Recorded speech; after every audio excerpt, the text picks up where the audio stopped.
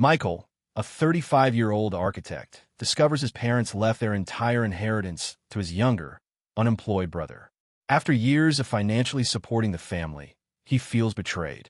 But when his relatives cross all boundaries, Michael resolves to fight for justice, legally and with dignity. Can he triumph without losing himself? The rain tapped relentlessly against the windows of Michael Crow's modest Chicago apartment, a rhythmic reminder of the storm brewing inside him. At 35, Michael had built a steady life as an architect, designing sleek office buildings and cozy suburban homes. But his proudest achievement wasn't in blueprints. It was the unwavering support he'd given his parents, Edward and Linda, who live in a quaint but aging house in Oak Park, just outside the city. For 5 years, Michael had been their lifeline, paying chunks of their mortgage, covering utility bills, even footing the cost of a new roof after a brutal winter storm. Every sacrifice, missed vacations, delayed personal projects, dipping into his savings, was worth it to keep his family afloat. Or so he thought. His younger brother, Nate, 27, was a different story. Nate was the perpetual dreamer, drifting through life with no job, no responsibilities, and an unshakable belief that the world owed him something. While Michael worked overtime to keep the family home standing, Nate lounged in his old bedroom at their parents' place, scrolling through social media or charming his way out of accountability. Edward and Linda doted on him, their baby boy, excusing his laziness as figuring things out. Michael never minded too much. Nate was family, and family stuck together. At least, that's what he told himself. That belief shattered one dreary October evening. Michael had driven to his parents' house to help Edward with some paperwork, a task his father always dumped on him with a grumble about not understanding these things. The dining room table was buried under stacks of bills, tax forms, and random receipts. As Michael sifted through the mess, his fingers brushed against a manila folder tucked beneath a pile of bank statements. The label, written in his mother's neat handwriting, stopped him cold. Last will and testament. His heart thudded. He wasn't one to snoop, but something urged him to look. After all, he'd poured thousands of dollars, his own money, into the house he was sitting in. Surely he had a right to know how his parents planned to handle their estate. Glancing over his shoulder to ensure Edward was still in the kitchen, Michael opened the folder. The words hit him like a punch to the gut. The house, the savings, the small family antique business Edward ran out of the garage, everything was bequeathed to Nate. Every asset, every dollar, every memory tied to the home Michael had fought to preserve was destined for his brother, who'd never contributed a dime. Michael's name appeared only once in a hollow sentence. We love both our sons equally and trust they will understand our decisions. Equally? The word felt like a mockery. His hands trembled as he scanned the document again, hoping he'd misread it. But the truth was undeniable. Years of late-night budgeting, skipped dinners to send grocery money, and loans he was still paying off, all for a family that had written him out of their future. Nate, the golden child who'd never lifted a finger, was their chosen heir. Michael's chest tightened, a mix of rage and heartbreak swirling inside him. Had they always seen him as just a resource? A means to an end? He snapped the folder shut, his breath shallow. The clink of dishes from the kitchen reminded him he wasn't alone. Edward shuffled back into the room, a mug of coffee in hand. "You done yet, Mike?" he asked, oblivious to the storm in his son's eyes. Michael didn't hesitate. He held up a folder, his voice low but steady. "Care to explain this?" Edward froze, his face paling. For a moment, silence hung heavy between them. Then he sighed, as if Michael's discovery was a minor inconvenience. "It's not what you think, son. Not what I think." Michael's voice rose, sharp and controlled. "It says everything goes to Nate. The house I've been paying for, the savings I've helped protect, everything. And I get nothing. Explain that." Edward shifted uncomfortably, scratching the back of his neck. "It's complicated, Mike. Nate, he needs more help. You've got your career, your life together. We just want to make sure he's okay." The words landed like a blade.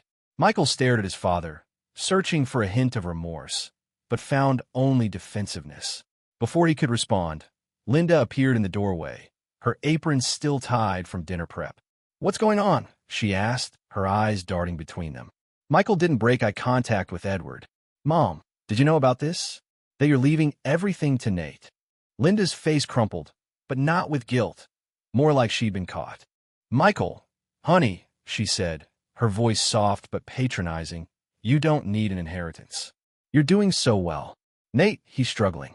We have to look out for him." The room seemed to shrink, the air thick with betrayal. Michael set the folder down, his movements deliberate. "So that's it? I've been your bank for years, keeping this house, this family, from falling apart. And you think Nate deserves it all because he's struggling? Struggling to do what? Get off the couch. Watch your tone." Edward snapped, but his voice lacked conviction. "No," Michael said, his calm unnerving even to himself. "I'm done watching anything. You made your choice." He grabbed his jacket, ignoring Linda's protests, and walked out into the rain. The door slammed behind him, the sound echoing in his ears as he climbed into his car. Driving back to the city, the wipers swiping furiously, Michael felt something shift inside him. The hurt was raw, but beneath it, a spark of resolve flickered.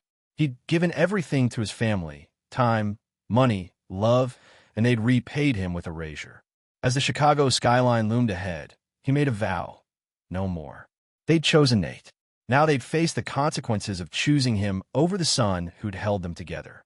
The days following Michael Crow's discovery of his parents were a blur of silence and simmering rage. The Chicago skyline, usually a comforting backdrop to his life, now felt like a distant mirage, beautiful but untouchable, much like the family he thought he had. At 35, Michael had always prided himself on being the dependable one, the son who fixed problems, paid bills, and never asked for thanks. But the sting of betrayal, learning that his parents, Edward and Linda, had left everything to his aimless younger brother, Nate, cut deeper than he could have imagined. For the first time, he questioned whether his sacrifices had ever mattered. Michael didn't call his parents. He didn't drive to their Oak Park home to check on them. He didn't send the usual text to remind them about utility payments. Instead, he threw himself into his work at the architecture firm, sketching designs with a ferocity that startled his colleagues. But the quiet didn't last. 2 weeks after he'd walked out, his phone buzzed with a message from Edward. "Mortgage is due for $1,000. Can you cover it?" No greeting, no apology, just a cold demand, as if nothing had changed. Michael stared at the screen, a bitter laugh escaping his lips. They really thought he'd keep playing their game, bailing them out while they planned a future where he was invisible. His fingers hovered over the keyboard before typing. "Ask Nate. It's his house, right?" He hit send and turned his phone face down, heart pounding. Minutes later, Linda called. He let go to voicemail. Her message was a masterclass in guilt. "Michael, please, we're family. Don't do this to us. We need to talk." Then came Nate's text, dripping with entitlement. "Dude, what's your deal? Just pay it. Stop acting like a jerk." Michael's jaw clenched. Nate, who'd never worked a day in his 27 years, had the audacity to lecture him about responsibility. The messages kept coming. Edward's gruff demands, Linda's tearful pleas, Nate's smug jabs. Each one chipped away at the guilt Michael had initially felt, replacing it with a steely resolve. He wasn't their ATM anymore, but he knew they wouldn't let go easily. They'd always relied on his sense of duty, his need to be the good son. So, he waited, bracing for their next move. It came sooner than expected. One chilly morning, as Michael sipped coffee in his apartment, his phone lit up with a notification from his bank, a transfer request for $4,200 from Linda. No message, no explanation, just a brazen attempt to pull money directly from his account. He declined it instantly, his blood boiling. Within minutes, Linda texted, "Why did you reject it? We're going to lose the house." Edward followed. "This is low, Mike. Even for you." Michael's hand shook as he typed back, "I'm not your bank. Figure it out with Nate." He blocked their numbers, a decision that felt both liberating and terrifying. For years, he'd been tethered to their needs, their crises. Cutting that cord was like stepping into a void, but it was a void he was ready to face. The peace didn't last. That afternoon, Michael's phone buzzed again, this time with a message from a cousin, Rachel. "Hey, you okay? Your parents are posting some wild stuff online." Curious, Michael opened Facebook, something he rarely did. His stomach dropped. Linda had shared a cryptic post. Families should lift each other up, not tear each other down. So disappointed in the selfishness we're seeing. Edwards was more direct. "Gave our kids everything, and this is how some repay us. Ungrateful." He'd tagged Michael. ensuring everyone knew who the ungrateful one was. Nate, never one to miss a chance for drama, had posted a photo of himself with their parents, captioned, "Real family sticks together. Some people only care about themselves. Hashtag priorities." The comments were a pile-on. Family friends calling Michael heartless. Neighbors lamenting how Edward and Linda deserve better. Each word was a dagger, twisting the narrative to paint Michael as the villain. He sat back, his coffee now cold, feeling the weight of their betrayal anew. They weren't just cutting him out of the will, they were trying to erase his contributions, his sacrifices from the family story. The public shaming was a calculated move, banking on his silence, his need to avoid conflict. But Michael wasn't the same man who'd quietly paid their bills for years. Something inside him had shifted. He called his best friend, Sam, a lawyer who'd always had his back. "They're dragging me through the mud, man," Michael said, his voice tight. "I need to know my options." Sam didn't hesitate. "You've been paying for that house, right? That gives you legal leverage. Let me connect you with someone who can help." By evening, Michael had a meeting set with Sarah, a sharp estate attorney Sam vouched for. As he prepared, another text came through, this time from Linda. "We're coming to your place tomorrow. You can't ignore us forever." The audacity floored him. They weren't asking for a conversation. They were demanding submission, showing up uninvited to strong-arm him back in a line. Michael leaned against his apartment window, the city lights blurring through the rain. His parents had underestimated him, assuming he'd cave under pressure. But they'd cross a line, and he was done playing their game. Tomorrow, when they arrived, he'd face them, not as the dutiful son, but as a man reclaiming his worth. The confrontation was coming, and Michael was ready to draw a line in the sand. The Chicago wind howled through the streets, mirroring the storm raging in Michael Crow's heart. At 35, he'd spent years as the anchor for his parents, Edward and Linda, pouring his savings into their Oak Park home while his younger brother, Nate, coasted through life without a care. The discovery of their will, leaving everything to Nate, had shattered Michael's trust. Now, 2 weeks after cutting contact, the betrayal was spiraling into a public war.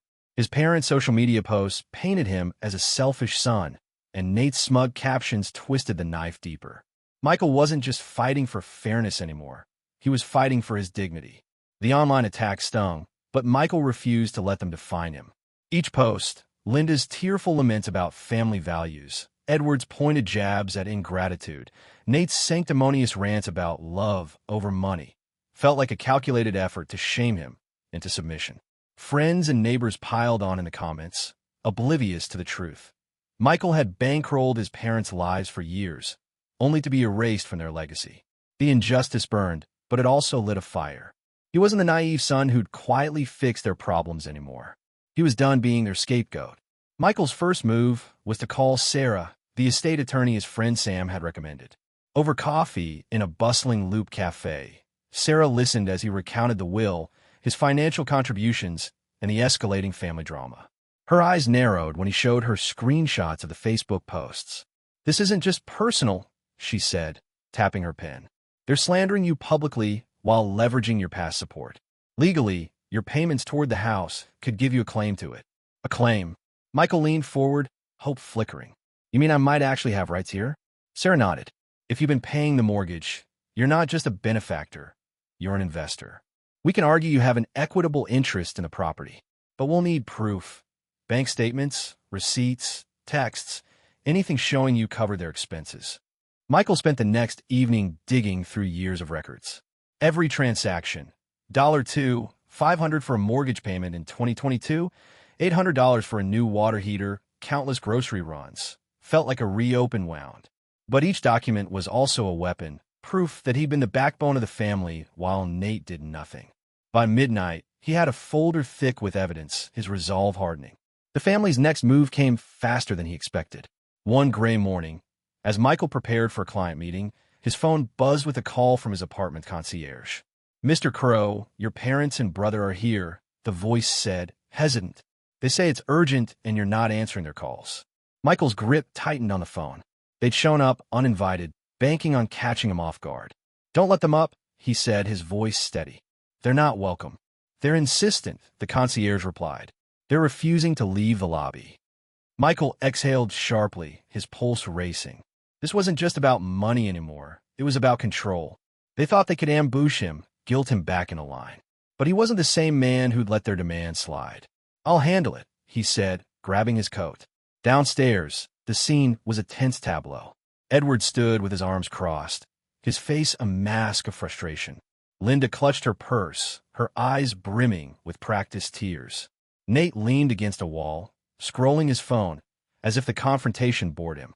The sight of them, unapologetic, entitled, ignited something fierce in Michael. "Michael, thank God," Linda began, her voice trembling. "We need to talk. The bank's threatening foreclosure. You can't let us lose the house." Michael crossed his arms, unmoved. "Why not? It's Nate's house, isn't it? Let him save it." Edward scoffed. "Don't be ridiculous. You know Nate can't handle that. You've always stepped up. Don't start acting selfish now." "Selfish?" Michael's laugh was cold, cutting through the lobby's hum. "I paid your mortgage for 5 years. I fixed your roof, bought your groceries, kept you afloat. And you thank me by giving everything to him." He pointed at Nate, who finally looked up, his face reddening. "Dude, chill," Nate muttered. "I didn't ask for the will.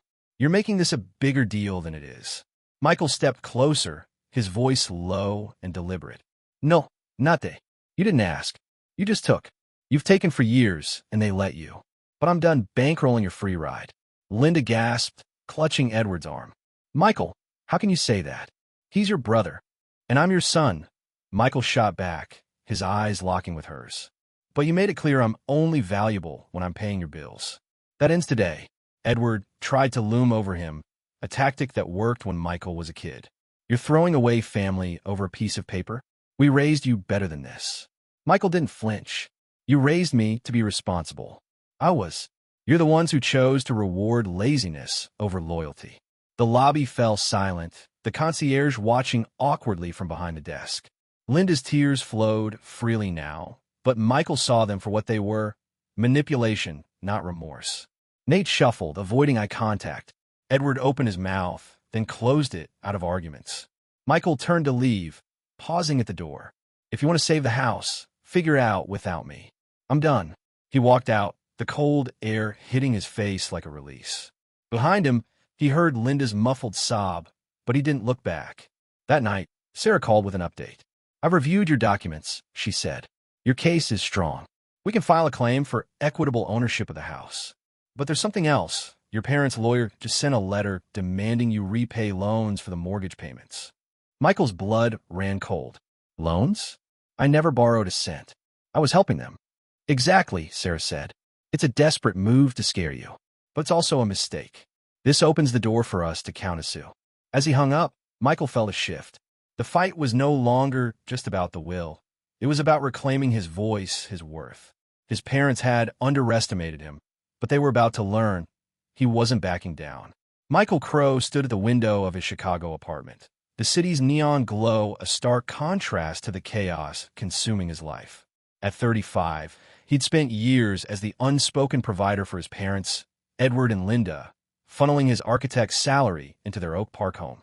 The revelation that they'd left everything, house, savings, legacy, to his jobless brother, Nate, had shattered his trust. Now, with their public smear campaign and an audacious demand to repay mortgage loans, the fight was no longer just personal. It was a battle for truth, and Michael was ready to wage it. The letter from his parents' lawyer had been the final straw, claiming Michael owed them for years of mortgage payments. Money he'd given freely to keep them afloat was not just absurd, it was a blatant lie. Sarah, his estate attorney, saw it as an opportunity. "They've overplayed their hand," she said over the phone, her voice brimming with confidence. "This letter is baseless, but it gives us grounds to countersue for your rightful share of the house. Your contributions make you a co-owner in all but name." Michael's heart raced at the possibility. "So what's next?" "We file a claim for equitable ownership," Sarah explained. "Your bank records, receipts, and texts prove you've been funding the property.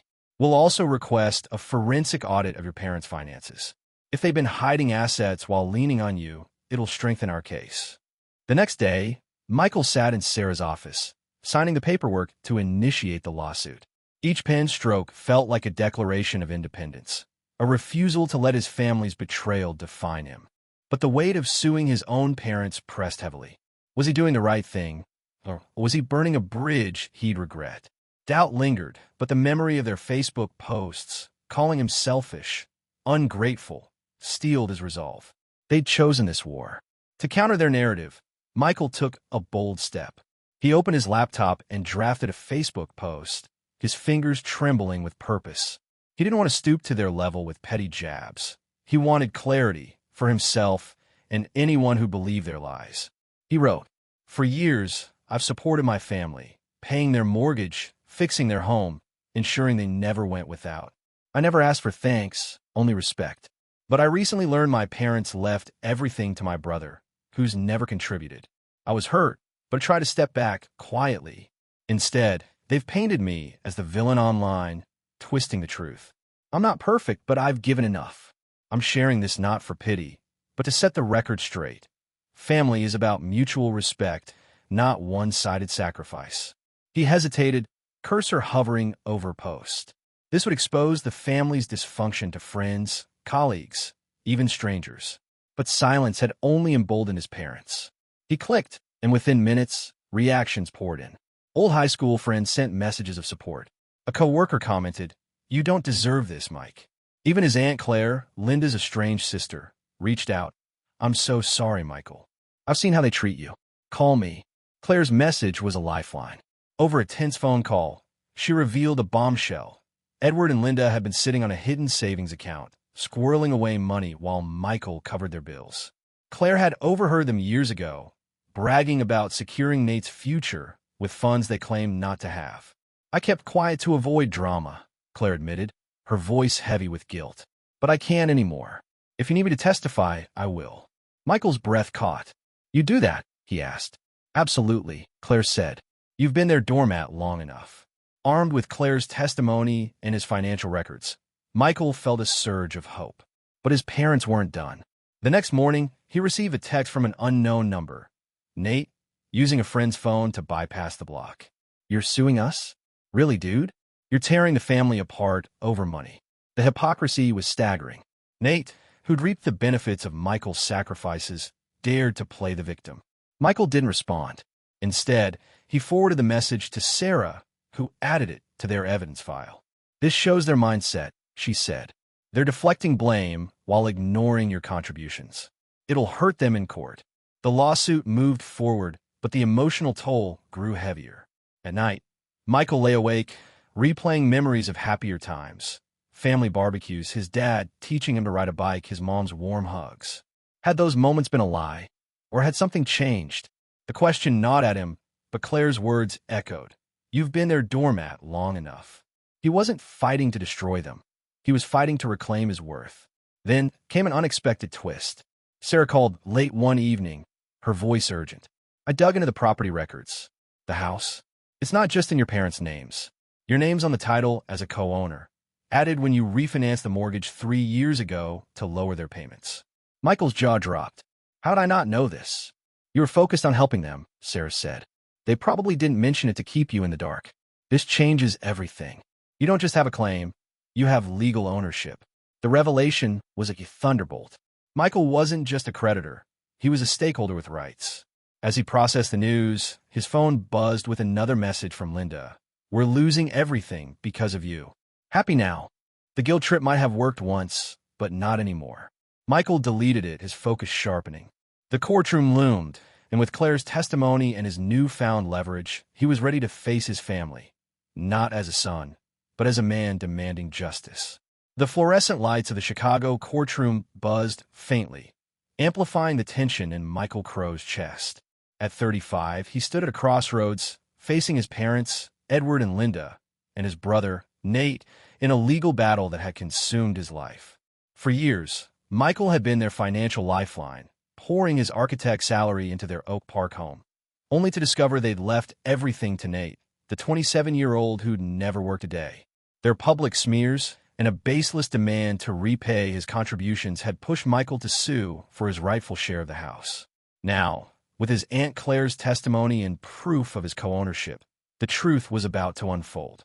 The courtroom was stark, its wooden benches filled with a handful of spectators, friends, a few curious relatives, and a reporter from a local paper drawn by the viral drama. Michael sat beside Sarah, his attorney, his hands clasped tightly to steady his nerves. Across the aisle, Edward's jaw was set. Linda dabbed her eyes with a tissue, and Nate slouched, avoiding Michael's gaze. The air crackled with unspoken resentment, but Michael felt a strange calm. This wasn't about revenge. It was about reclaiming his voice. Sarah presented their case with surgical precision. She submitted Michael's bank statements, showing thousands paid toward the mortgage, utilities, and repairs. Text messages from Edward and Linda, casually asking for money, painted a picture of dependence. The bombshell came with the property title, confirming Michael as a co-owner since the 2022 refinancing, a detail his parents had conveniently omitted. "My client isn't seeking to take the house," Sarah told the judge. "He's asking for recognition of his contributions and fair compensation for being misled." The judge, a stern woman with sharp eyes, turned to Edward and Linda's attorney. Their defense was shaky, leaning heavily on emotional pleas. "My clients made a difficult choice to support their younger son, who faces challenges," the lawyer argued. "Michael's contributions were voluntary, a family duty, not a contract." Michael's stomach churned at the word duty. It was the same guilt they'd weaponized for years. But Sarah was ready. She called Claire to the stand. Michael's aunt, poised and resolute, recounted overhearing Edward and Linda discuss a hidden savings account, amassed while Michael covered their bills. "They bragged about securing Nate's future," Claire said, her voice steady. "They knew Michael was paying for the house and used that to their advantage." The courtroom stirred. Linda's tears stopped, her face paling. Edward shifted uncomfortably. Nate called next, fumbled under Sarah's questioning. "So, you've lived rent-free for years, correct?" she asked. Nate mumbled, "Yeah, I guess." When pressed about contributing, he shrugged. "I didn't have a job. They didn't ask me to." His nonchalance drew a murmur from the gallery. The final blow was the forensic audit Sarah had requested. It revealed Edward and Linda had diverted rental income from their antique business into an undisclosed account, contradicting their claims of financial hardship. The judge's expression hardened as Sarah concluded. This family exploited Michael's generosity while misrepresenting their means. He deserves his share. Deliberations were brief. The judge ruled that Michael's contributions and co-ownership entitled him to 50% of the house's value. Edward and Linda were ordered to pay $20,000 in damages for emotional distress caused by their slander. Nate, now facing the reality of supporting the house, was visibly shaken. If the defendants wished to retain the property, the judge added, they must buy out Mr. Crow's share or sell it. As the gavel fell, Michael exhaled, the weight of years lifting. He glanced at his parents, hoping for a flicker of remorse, but saw only resentment. Linda whispered something to Edward, who shook his head. Nate stormed out, muttering under his breath. Michael felt no triumph, only relief. Justice wasn't about their pain, it was about his freedom. Outside the courthouse, Claire hugged him tightly. "You did the right thing," she said. "I'm proud of you." Her support, a beacon through the ordeal, reminded Michael that family wasn't just blood, it was loyalty. In the weeks that followed, Edward and Linda tried to reach out, sending messages through mutual contacts. "We can work this out," one read. Michael ignored them, choosing distance over reconciliation. Nate, under pressure to contribute, took a job at a warehouse, a begrudging step toward accountability. The house was listed for sale, unable to sustain without Michael's support. Michael used a share of the proceeds to seed his dream, a small architecture studio focused on sustainable designs. The studio, nestled in a vibrant corner of Wicker Park, became his sanctuary. Colleagues and clients, inspired by his story, spread the word, and projects poured in.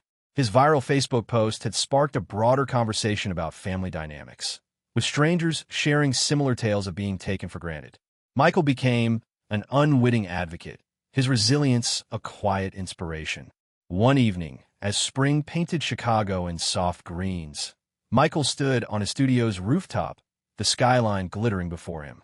The city felt alive, pulsing with possibility. He thought of the boy who'd once believed family meant sacrifice without question, and the man he'd become, one who valued himself enough to demand respect. The pain of his parents' betrayal lingered, a faint scar but it no longer defined him. I didn't lose my family, he thought, the breeze carrying his resolve. I found myself.